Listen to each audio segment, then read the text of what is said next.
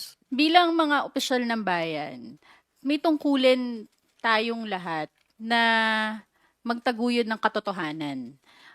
Dapat hindi sa atin ang gagaling yung pag-propagate ng mga peke at maling impormasyon katulad ng mga post sa social media, whether that is mga intriga, paninira, paratang, or AI-generated content.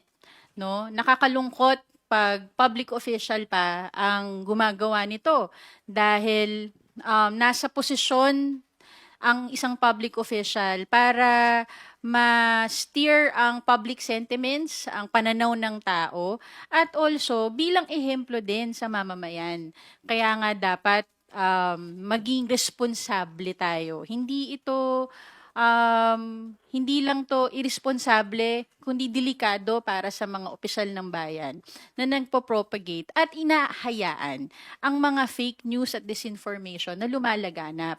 Ngayon, ano ang dapat natin gawin? Katulad dun sa naging rekomendasyon ng TRICOM on fake news and disinformation, sana maituloy ito sa 20th Congress para mapag-usapan kung ano ba talaga yung mga dapat na mga legislative measures na kailangan mapasa para magkaroon ng pag tamang tamang mga alintuntunin para maiwasan natin or mabawasan yung pagpapalaganap ng mga fake news dito sa atin.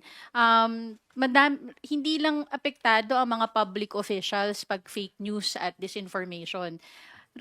Mga regular na mamamayan, madami na tayong nakita na mga ganyan na naapektuhan ang kanilang buhay, mental health, emotional well-being, including fear of their physical well-being na pinanggagalingan because of fake news, disinformation sa social media.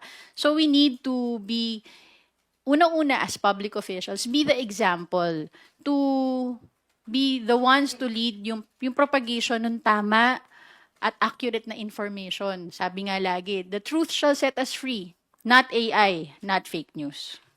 Do you think dapat mas mabigat yung parusa para sa public officials who will spread, create, propagate misinformation, disinformation, and malinformation?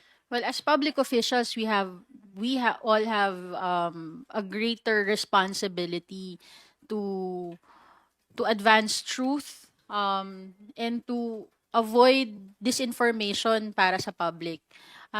Gusto natin ang bawat mamamayan ay laging pag sila'y nagdidesisyon ayon sa tamang impormasyon.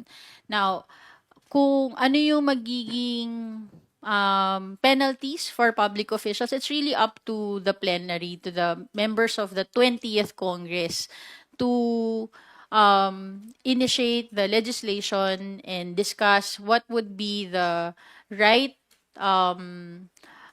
penalties for public officials that knowingly, intentionally, and in bad faith propagate fake news, disinformation, and use AI-generated content to cause intrigues, instability, destability, and yung mga paninira sa ating proseso.